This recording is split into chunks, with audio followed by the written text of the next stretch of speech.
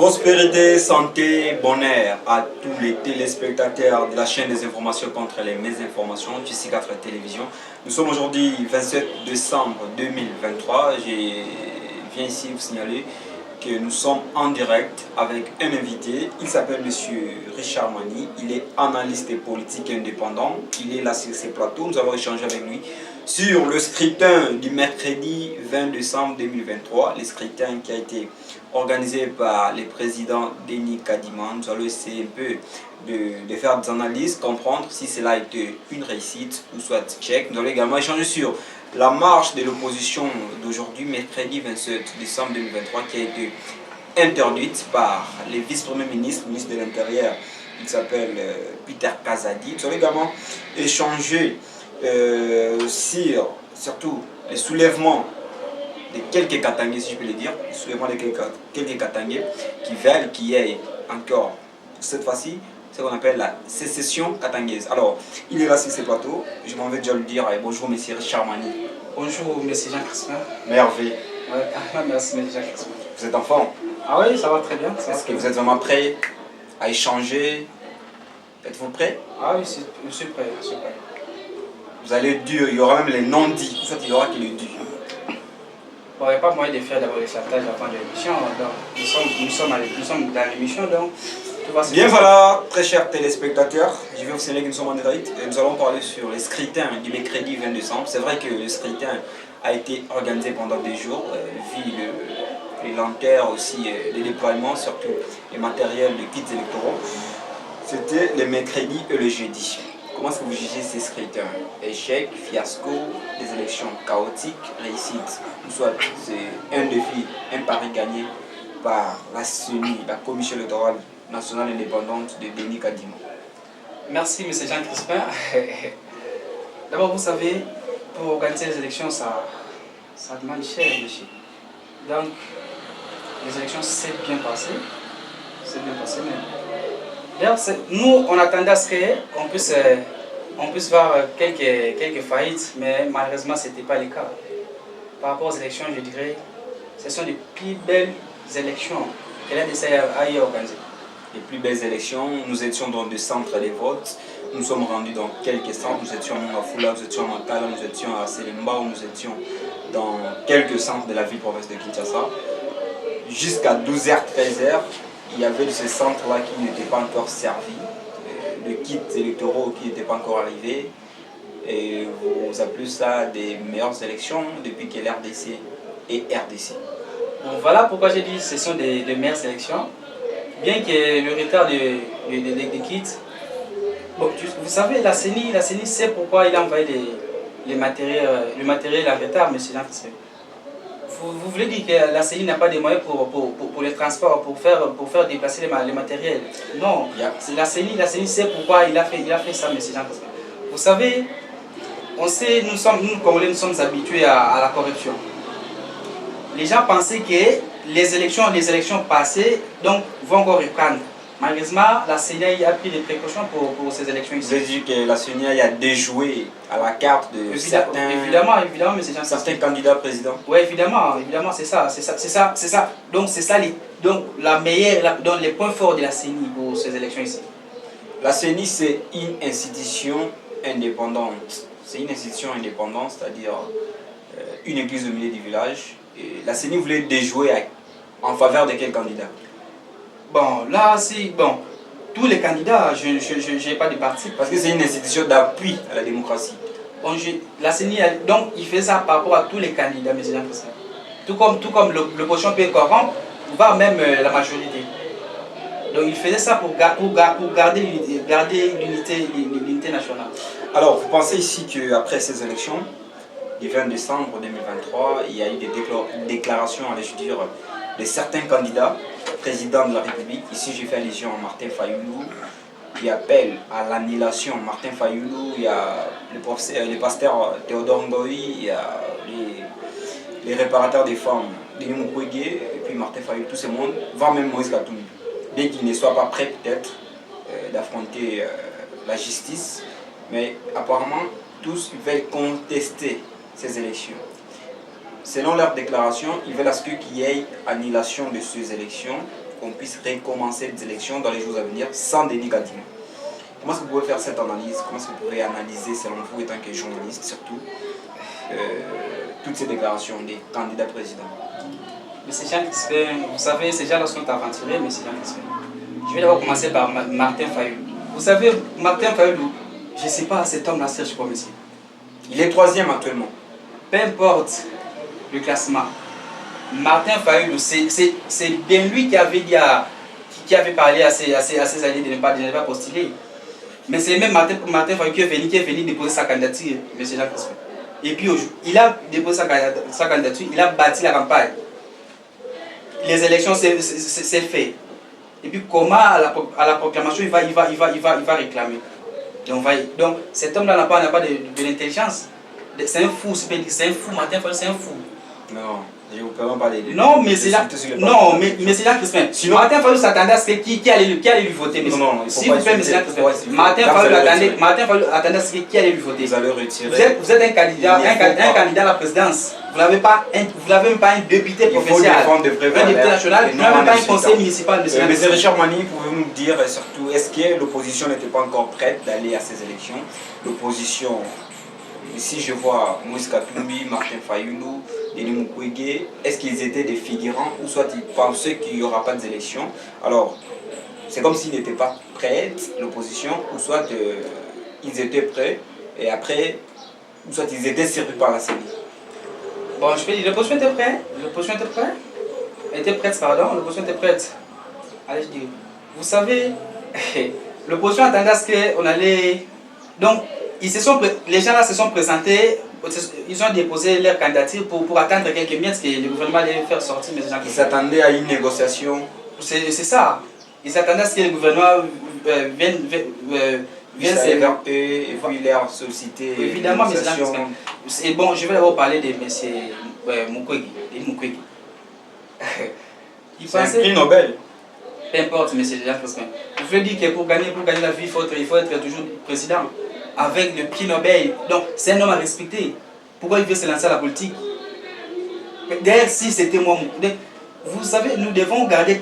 Il y a des vertus qu'on ne peut pas briser, M. Jacques Crispin. C'est un prix Nobel. Mais les choses, ils pensaient que la campagne électorale, c'est la campagne de vaccination, mais c'est la Crispin. La politique n'est pas la santé. La politique n'est pas la santé, mais c'est la Crispin. Cet homme-là, il n'a qu'à aller faire ces trucs ailleurs, mais c'est... Réparer les fonds. Voilà.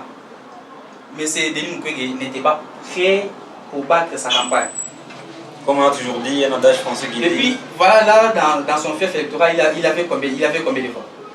Donc il est venu juste figurer aux élections. Est-ce que vous pensez vraiment que ces élections sont vraiment crédibles, transparentes et puis apaisées? J'ai dit les élections ici sont 100% crédibles, transparentes.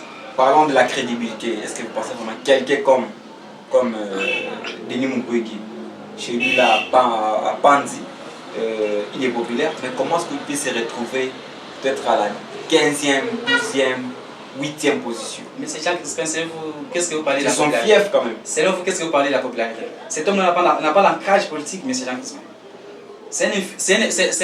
C'est un corps médical. C'est un intellectuel. Peu importe. Il n'a pas l'ancrage politique. Comment il allait réussir à convaincre les territoires nationaux, mais c'est Jacques Crispin. En plus, on ne bat pas la campagne. Juste dans une province, mais c'est Jean Crispin. Il faut faire les tours de la République. Mais c'est Denis Mukwege pendant la campagne électorale. Est-ce que vous avez vu M. Denis Mukwege au Kasaï, à Katanga, au Bandundu, à Kouilou? Non. Donc il n'était pas encore prêt. Il n'était pas prêt pour battre la campagne de Jean Crispin. Il s'est figuré juste. Les candidats Moïse Katumbi Chapwe, il a bâti sa campagne en américain, comme nous l'avons tous vu. Il avait 3 jets privés qui l'accompagnaient. Donc on pourra dire qu'il était prêt. Il a eu au moins à convaincre, à conquérir les territoires nationaux. Est-ce que vous pouvez lui accorder de la chance? Combien de pourcents pourriez-vous lui accorder ou soit lui octroyer? Monsieur Moïse Katumbi n'a pas convaincu la population. Ici, c'est pas la CENI qui élit le président, mais c'est la population. C'est la population qui élit le président. Les meetings qu'il tenait, il n'a pas été convaincant, il n'a pas eu à convaincre ces électeurs. Les électeurs, c'est partout où il est passé. Comment vous allez convaincre les électeurs au moment où vous n'avez pas un discours, vous n'avez pas de paroles? Lui, il savait qu'il savait. Il était ici en Gilles de Sainte-Thérèse. Il a échangé avec les Quinois, il a dit aux Quinois surtout d'être vigilants. Le monsieur d'abord ne maîtrise, il ne sait pas communiquer. Comment il allait réussir, monsieur Jacques Christin? Vous pouvez me dire les discours de M. Katoum depuis qu'il a commencé à battre sa campagne? Parlons du logistique, l'organisation de sa campagne. Il a eu à mettre en place 3 jets privés. Vous pensez qu'il n'était pas en mesure surtout de convaincre? Parce que vous savez, dans les fins fonds, il a eu quand même à fouler les pieds peut-être dans des fins fonds par rapport à sa logistique. Il a été bien organisé. L'organisation déjà par rapport à son recrutement, c'est vraiment son parti politique, c'était une réussite. Et comment est-ce qu'il ne pouvait pas convaincre par ses discours? Vous voulez dire qu'il n'était pas à la hauteur, surtout il n'avait pas de l'art orateur ou comment? Mais ces gens, vous savez, nous les Congolais, tu peux te présenter là pour battre ta campagne. Mais c'est Edo vient, il vient juste pour profiter de toi. Moi à mon tour, il vient juste profiter. Mais ils savent que non, moi, mon candidat préféré, c'est le numéro 20, tout ça, c'est le numéro 21. Donc, vous savez bien, les Congolais, ils bâtissent pour bénéficier de l'argent. Donc, vous voulez dire, selon vous, que Moïse Katoum également, il a échoué côté d'abord communication? Mais Moïse Katoum ne sait pas communiquer. Comment il allait réussir la campagne, M. Jean Christin? Il n'avait pas, il battait sa campagne sans discours. Il savait que parler des incongruités, mais c'est Jean Christin, je vais me permettre de le dire. Alors, pouvez-vous, selon vous, classer par ordre les premiers candidats, selon vous? Actuellement, le président Félix Antoine Tshisekedi occupe la première position avec plus de 70%. En deuxième position vient M. Moïse Katumbi avec 14% quelque chose. En troisième position, Martin Fayulu avec 6, 7, 8% si je ne me trompe pas. Est-ce que par rapport à la popularité qu'avait M. Martin Fayulu en 2018, est-ce que vous pensez vraiment que M. Fayulu actuellement il peut se retrouver à la troisième position avec plus ou moins 8%? Mais ces gens, parce que vous savez que Fayulu n'est pas un leader. Il n'arrive pas à maîtriser le succès, mais ces gens. Voilà pourquoi il a perdu sa place. Fayulu n'arrive pas à maîtriser, à protéger le succès. D'ailleurs, je me demande, c'est lui-même Katoum qui s'est prononcé avant la campagne électorale. Il a dit il n'y a pas moyen qu'il se présente aux élections. C'est lui-même, mais il a même interdit à ses acolytes de se présenter aux élections. Mais c'est même M. Martin Fayulu qui vient déposer sa candidature. Est-ce que cet homme-là est normal comme un figurant? Cet homme-là n'est pas normal. Il n'était pas prêt d'aller aux élections. Vous êtes un candidat à la présidence. Vous n'avez même pas un conseil municipal, un député provincial, un député national. Qui allez vous voter? Qui allait battre campagne à ta place? Donc il était venu juste pour figurer. Il est venu se figurer aux élections. Et Kadima fait du forcing. Parce que tout le monde se disait peut-être que la CENI n'était pas encore prête, le gouvernement n'était pas encore prêt. La CENI, c'était à 2 jours qu'il demandait quelques hélicoptères, quelques avions. Mais nous avons vu, c'est vrai que la MONUSCO est venue secourir la CENI. Il y a eu quand même déploiement des kits électoraux dans certaines provinces. Est-ce que la CENI vraiment, elle a fait ce qu'on appelle du forcing, ou soit la CENI voulait juste des caca, alors non, voilà, n'a respecté des délais constitutionnels. Non, d'ailleurs là je profite à encourager M. Denis Kadima, le président de la CENI. D'ailleurs j'aime son côté. On ne parle des élections chaotiques. Là, c'est surtout les Francs communs pour les Congo qui appellent même la population de se prendre en charge. On a qu'à dire ça, nous sommes dans un pays démocratique, M. Jean Christin. Nous sommes dans un pays démocratique, vous savez qu'il y a l'opposition. Est-ce que vous êtes sûr que l'opposition allait soutenir, allait accepter les élections? N'allez pas présenter des éloges à M. Denis Kadima pour la réussite des élections, M. Jean. Parlons d'abord des réalisations de M. Félix Antoine Tshisekedi. C'est vrai que nous sommes en train de voir. C'est prévisible qu'il sera proclamé. C'est prévisible qu'il sera proclamé président de la République avant les 31, ou soit d'ici les 31. Parlons de ces réalisations. Vous pensez que tout au long de son deuxième mandat, est-ce qu'il pourra faire mieux que son premier mandat? Bon, pourquoi pas M. Jean-Christophe? C'est une question que je vous ai posée. Bien sûr. Vous pensez vraiment que M. Félix Antoine Tshisekedi, tout au long de son deuxième mandat, trouvera solution à la guerre qui se vit à l'est de notre pays? Vous savez, M. Jean-Christophe, pour prendre fin à une guerre, ça demande beaucoup de processus. Ça va même vous prendre encore 10 ans. Pendant sa campagne, est-ce que ce sont des discours politiques il attaquait Kagame, c'était des discours politiques ou soit il est vraiment prêt d'affronter D'ailleurs, je disais, c'est les seuls candidats qui citaient le nom de Kagame pendant sa campagne. Et là, vous voulez dire que les autres sont des complices? Bien sûr. C'est le seul candidat qui citait le nom de Kagame pendant sa campagne électorale, M. Jean-Christophe. C'est le seul candidat aussi qui avait présenté Kagame comme son frère au stade des martyrs. Mais c'est la diplomatie, c'est la politique, c'est la diplomatie. Est-ce qu'il n'était pas au courant que c'était Kagame qui était derrière les M23 à l'époque? Il venait d'être élu. Il venait d'être investi comme président de la République. Il ne savait pas des réalités. Lorsqu'on est investi, après la proclamation, on est supposé avoir toutes les informations du pays. Vous savez, êtes-nous à l'immédiat, c'est-à-dire? Vous savez, c'est pas tout, vous pouvez être entouré des gens, mais c'est pas tout le monde qui vous aime. Peut-être son entourage était des complices. Alors parlons surtout de ce qui se vit ces derniers temps côté Katanga. Là, il s'appelle comment? Christian Mwando. Ouais. Nous sommes en train de voir sur les réseaux sociaux, il y a des images qui circulent. Apparemment, il veut appeler les gens à un soulèvement katangais. Je ne sais pas si c'est un soulèvement katangais ou soit ça doit être.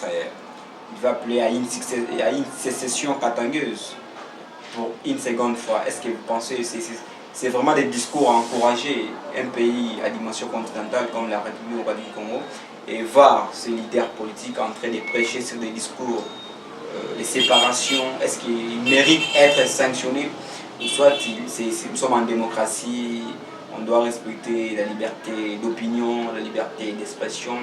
Vous êtes journaliste, vous êtes analyste, est-ce qu'il doit être sanctionné ou soit qu'il y ait quand même du fair play? Bon, M. Jean-Christophe, là, je demande d'abord à nos frères katangais.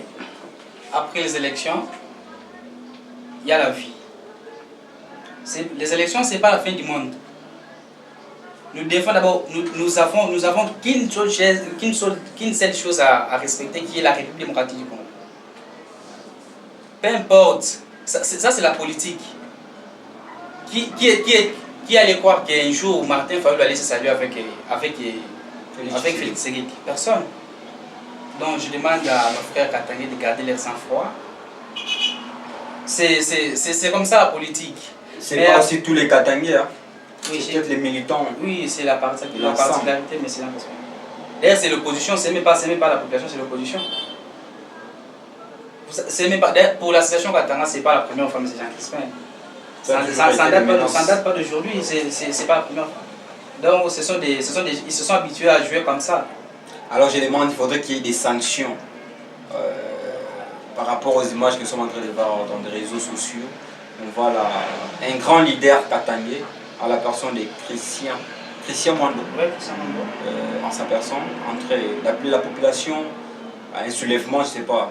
Est-ce qu'il faudrait qu'il puisse avoir des sanctions ou soit parce que le président Tshisekedi, il est surtout animé de la bonne foi, comme on l'a toujours entendu. Est-ce qu'il il mérite un fair play ou soit il faudrait qu'il soit poursuivi? Monsieur Jean-Christophe, vous savez que l'ivresse d'îlet peut t'amener jusqu'au cimetière.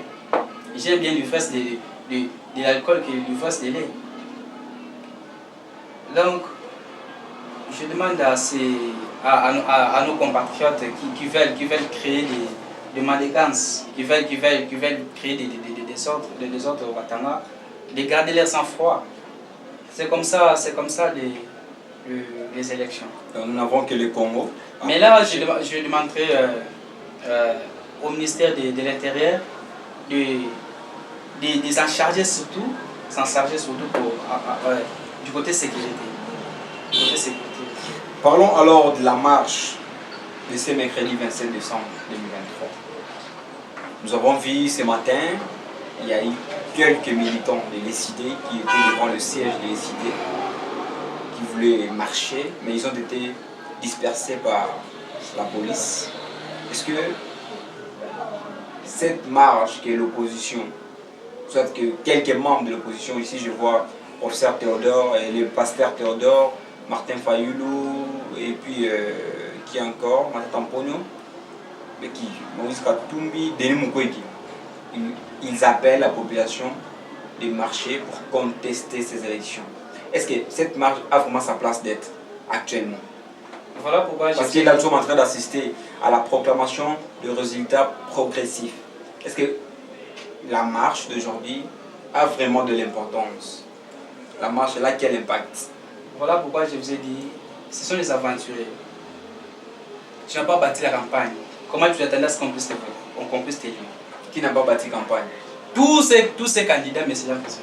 Pasteur Théodore. D'ailleurs, lui là, c'est un aventurier. Puis Denis Mukwege. Denis Mukwege est un aventurier. Martin Fayoulou. Martin Fayoulou, sa tête derrière ne fonctionne pas bien. Faut pas insulter. Tu es un candidat. Mais c'est Jean-Christian, tu es un candidat à la présidence. Tu es un candidat à la présidence. Tu n'as pas insulté. Ouais, je retire mes paroles. Je retire mes paroles. Mais tu n'as pas. Comment tu vas aller battre la campagne? Tu n'as pas un député provincial, un député national, même pas un conseiller communal, M. Jean-Christian. Est-ce que c'est possible? Avant les élections, il y avait certaines personnes qui pensaient que Martin Fayoulou était un pion de Félix Antoine Tshisekedi, qu'il venait juste pour entrer. Déjà, je vais d'abord parler de l'opposition. On aurait même appris qu'on lui avait remis 55 millions de dollars, ce qu'on aurait appris par le pouvoir en place. Vous avez très bien conjugué le verbe, là je n'ai pas commenté. On aurait appris, on n'a pas de preuves. On n'a pas de preuves. Non, je dis par rapport à ce que vous dites qu'il n'était pas, apparemment qu'il n'était pas prêt. Mais ce matin, allait se faire populaire juste avec le nom de Tshisekedi. C'est ça la politique. La politique qu'a joué M. Martin Fayoulou. Et concernant la marche d'aujourd'hui, vous pensez qu'ils devraient marcher pour réclamer ce qui eux qualifient de leur droit, qu'il y ait annulation de ces scrutins, ou soit cette marche n'avait pas vraiment de l'importance? Mais c'est Jean-Christian, comment on peut annuler les élections? Vous avez accepté qu'on puisse passer aux élections, Et puis donc là, vous attendez juste le résultat. Comment vous voulez contester les élections? Avant la campagne, c'est bien sûr que c'est la même opposition qui s'est réunie pour donner un candidat commun, qui est M. Moïse Katumbi. Mais comment ils vont encore plénicher devant? Ils ne se sont pas réunis. Il y a eu quelques candidats qui se sont ralliés à sa candidature, mais l'opposition en général n'avait pas choisi Moïse Katumbi comme candidat, parce qu'ils sont allés en voie dispersée. Moi je crois comme si la marche était pour la hausse des prix des denrées alimentaires. Donc nous sommes tous ici à Kinshasa. Vous avez une fois vu une marche parler des hausses des prix. Donc je veux dire que les politiques, ou les politiciens, ils veulent surtout jouer à la population, ils veulent surtout lutter pour leurs propres intérêts. Mais c'est ça. Il y a une hausse de prix des denrées alimentaires. Lorsqu'il y a des marches, on n'a pas vu un seul opposant un seul politicien. Oui, qui a marché pour la hausse de prix. Personne n'a à faire ça. Mais pendant des marches qui sont souvent organisées, est-ce qu'il y a aussi les enfants des politiciens qui marchent? Est-ce qu'ils vivent même ici? Bon, là, je n'ai pas de preuves. Mais il y a quand même de ces politiciens qui alignent aussi leurs enfants pour marcher. Bon, personne, sauf si pas le président de la République. Le président de la République? J'ai vu le président de la République battre sa campagne avec son fils. On parle de la marche. Lorsqu'il était dans l'opposition. Il marchait, ses enfants, il s'appelle comment, Christian. Quand il était à l'opposition, il marchait avec son père. Avec son père. Ouais. Lui était déjà leader politique. C'est normal. Bien sûr. Alors si je parle, étant que petit peuple, vous appelez la population d'aller marcher. Est-ce qu'il y a ces politiciens-là qui se font accompagner de leurs enfants, soit de leurs femmes, pour aller marcher? D'ailleurs, là, je vais d'abord demander à la population de ne pas se laisser faire. Donc nous ne sommes pas la même population qu'on a eu à manipuler aux années antérieures, monsieur Jean. La population, je vous demanderai à ce que donc, vous devez d'abord prendre sa place, vous devez d'abord connaître vos droits. C'est prendre en charge. Oui. Comment un monsieur comme Martin Fayol qui n'a pas bâti sa campagne, il va vous appeler pour marcher. Peut-être si la marche était pour la hausse des prix, là ça allait quand même être compréhensif. Mais chose grave, c'est pour leur propre réclamation. Les propres intérêts. Alors vous pensez ici que apparemment la population commence à être éveillée. Pourquoi? Parce qu'on a vu même le taux de participation à ces élections du 20 décembre. Apparemment, beaucoup de députés n'étaient pas élus, ils n'étaient pas votés, ils étaient apparemment négligés. C'est comme si la population était éveillée ou comment? Mais c'est Jacques Christin. En 2018, tu es venu battre ta campagne peut-être dans notre province. Tu nous as promis, quand je serai élu, je vais faire des choses là. On a fait 5 ans. Tu as fait 5 ans. Même pas passer remercier la base. Et puis aujourd'hui, tu vas encore revenir. Même pas une proposition à l'hémicycle. Même j'ai dit rien. Et puis aujourd'hui, tu vas revenir pour qu'on puisse encore te dire. Là, c'est jouer de la population. Là, c'est seulement les candidats de l'opposition ou soit ceux de l'opposition aussi. Même c'est de la majorité, oui.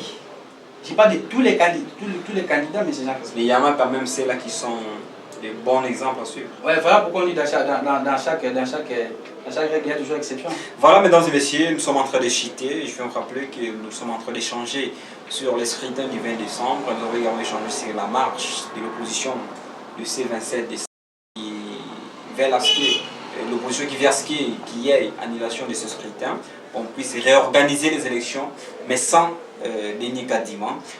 Nous avons également échangé sur l'appel de Christian Mwando. Vous savez que c'est un grand leader katangais, alors il appelle surtout à un soulèvement populaire, à un soulèvement katangais, allais-je dire. Nous sommes en train d'échanger avec Richard Mani. Richard Mani, nous sommes en train de discuter. Avez-vous un message de la fin pour aujourd'hui à adresser à nos téléspectateurs qui nous suivent en ce moment? Là, j'ai profité de parler à Lingala pour faciliter surtout aussi nos mamans. Oui.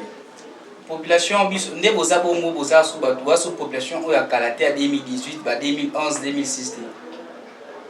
Mouton intimidé binoté. Candidat moté intimidé bino au boina boibo sa boité. Bablo tout baso kawana ba manégansa les apona intérêt na ba mongo. Bilo que matai awa yana candidat mongo ba binoté ba to marché, bilo que mati. Kabiri mati awa san candidat mongo ezam mongo lo bilia monté. Et puis, pour l'élection, il y a un marché. Il y a un marché. Il y a un voter, il y a 5 ans. Ils ont voté à Zonga à remercier Bino. Donc, il y a pas voter. Est-ce que vous avez commis le rôle à mon foula? Ils ont marché. Et si vous avez un candidat, vous voter. Et puis, pour l'élection, résultat, pour leurs propres intérêts, il y a un marché. Donc, vous laissez souffrir et c'est droit faire. Sinon, par là, je profite de souhaiter aussi mes meilleurs vœux à M. Nathan Bewa, mon pote à moi, pourquoi pas à Sébastien, à Edo Varane, à Jonas, il ne voit pas mais c'est les gestionnaires. Et puis, je profite aussi de mes vœux à mon grand frère Marc Maillard, pourquoi pas M. Mathieu Djondo, le grand frère, aussi à mes nièces Elisana Ngomo et à Divine Kafouti.